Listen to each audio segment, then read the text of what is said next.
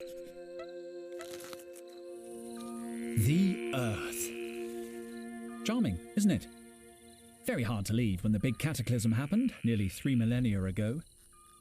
The survivors fled to Mars. That's where I was born. And now, in the year 5000, we have come back. The adventurers, the academics, the archaeologists. Hi guys, and welcome to I Love Indies. Today we're counting down our top 10 indies from February 2021. Kicking off the top 10, we have a gorgeous sci-fi adventure set on an abandoned planet Earth. This is MUTROPOLIS, a traditional point-and-click adventure reminiscent of the classic LucasArts Monkey Island series.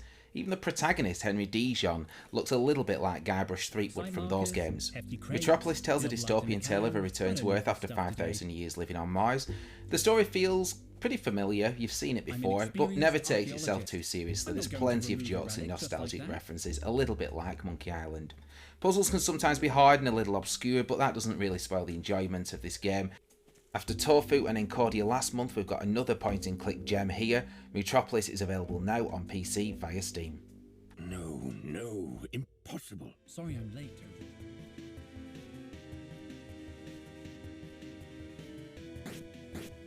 Created by a 19-year-old solo developer, we have TINYSHOT at number 9, a side-scrolling action roguelite featuring an aesthetic inspired by the games of Edmund Macmillan. These games include The Binding of Isaac and The End Is Nigh. If you like those, you're going to love this one. You play as Tiny, who signs a Faustian bargain with the devil for love and fame. Typical sort of storyline.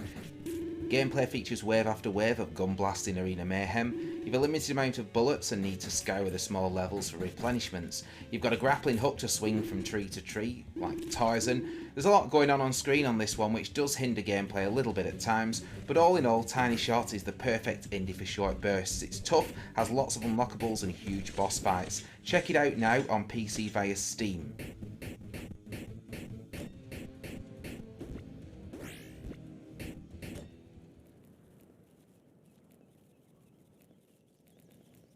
Next up we have Rogue Heroes, a top-down Zelda-esque roguelite for up to 4 people. This one's heavily inspired by Zelda the Four Swords that came out on GameCube, and it looks and feels a lot like A Link to the Past from the SNES era. You play as a customisable character on a quest to take down titans and save the once peaceful land of TASOS. In classic Legend of Zelda fashion, you enter dungeons. The difference with Rogue Heroes is that these dungeons are randomly generated, making no two runs the same. Rogue Heroes is a lovely little game. If you're into action roguelites, or you want something to play with your friends during lockdown, this is the game for you. It's out now on the Nintendo Switch and also the PC via Steam.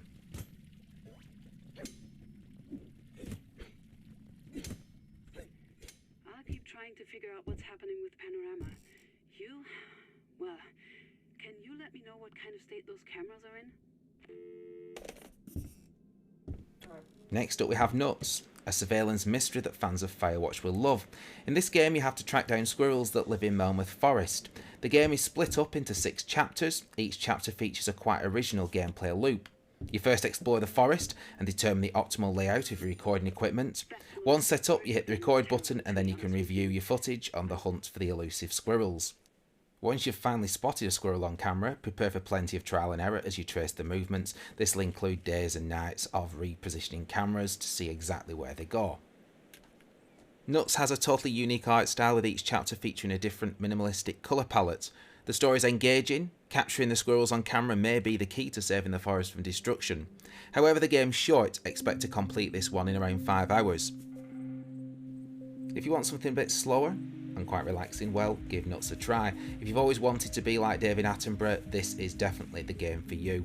It's out now on the Nintendo Switch, the PC via Steam, and also Apple Arcade.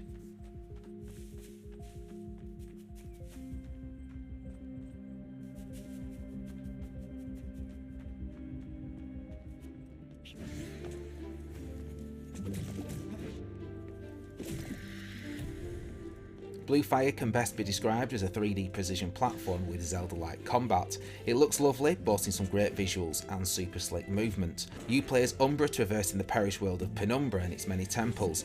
You can dash in the air, run on walls, Prince of Persia style, engage in hack and slash Dark Souls-esque close combat, and enter void zones for tough as nails platforming action. Blue Fire is an intriguing mix of past games. It's available now on the PC via Steam and also the Nintendo eShop.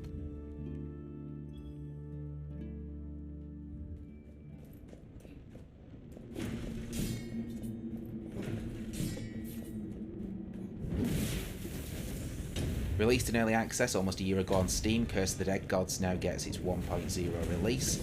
It features an isometric style similar to Hades. If you like Hades, and who doesn't, you're going to really like this one. You play as a hubristic protagonist seeking untold riches, eternal life and godlike powers.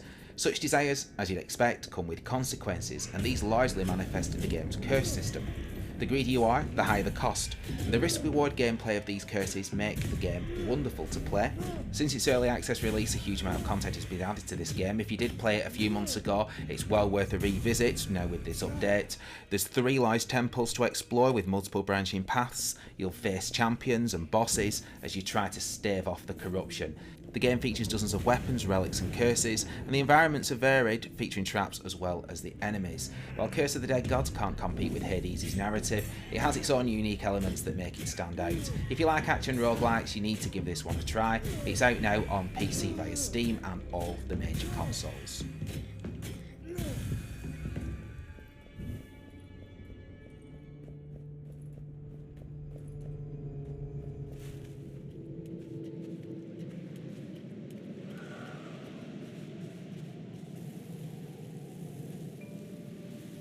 Indie games provide some of gaming's most memorable experiences, and we've got another example of that here with Voyage. In the game, you play as 2 survivors in search of answers to a mysterious forgotten past. It's a cinematic experience, this one. You can play it solo or cooperatively, but probably best played with a friend.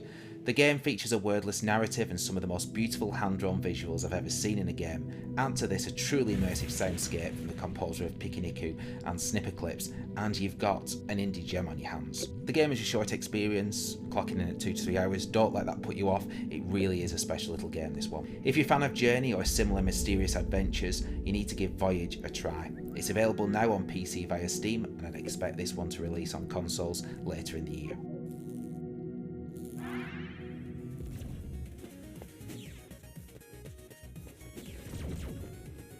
Like its predecessor, 20XX, 30XX is an action roguelike heavily inspired by NES, SNES Mega Man titles.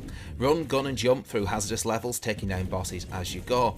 30XX is currently in early access on Steam, but it already features lots of content. Having played the original, I feel 30XX takes everything that made that game great and improves on it in every way. Levels feel more varied, characters have more abilities and weapons, and the story is more developed. You can play from a choice of 2 characters, both very different, Ace and Nina. One has a long-range blaster, the other a hack-and-slash sword for close combat. There's a 2-player co-op mode, a level editor and 2 different game modes, Standard and Mega. The latter keeps your progress if you die, while Standard is more like the original 20XX with typical roguelike mechanics. 30XX is a gorgeous game reminiscent of some of the very best from the 16-bit era. It's out now in early access on PC via Steam and will surely land on consoles when it gets its 1.0 release sometime in the next 12 months.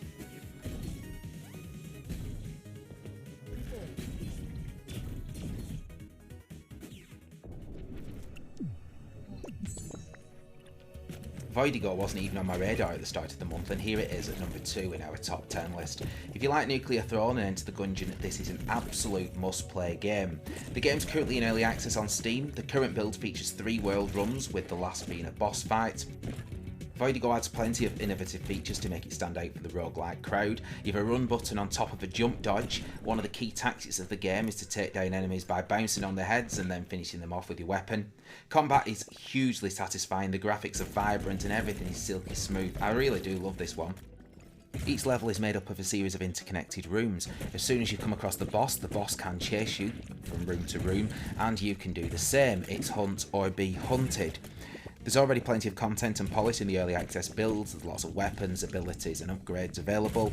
There's so many top-down action roguelites out there on the market at the moment, but I really think VOIDIGO deserves your time. It could well be up there with the classics such as The Binding of Isaac and Nuclear Throne in the future. VOIDIGO is available now on PC via Steam.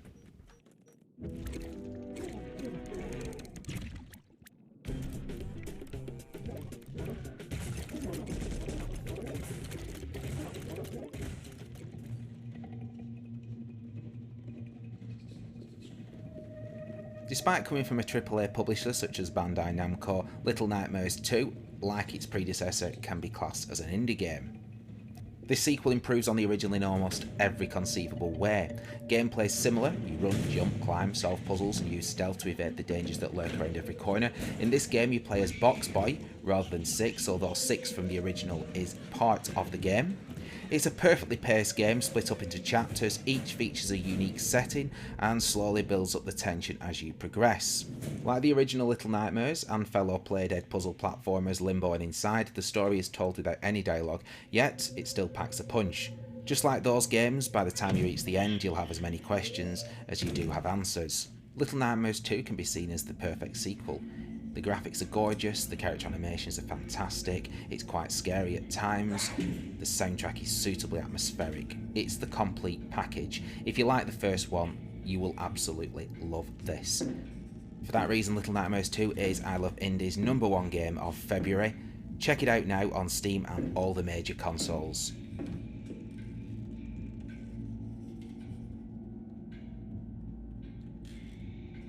If you've enjoyed this video, please give us a like and subscribe to the I Love Indies channel. Also, why not comment on what your favourite indies have been from February. Until next time guys, keep loving indies.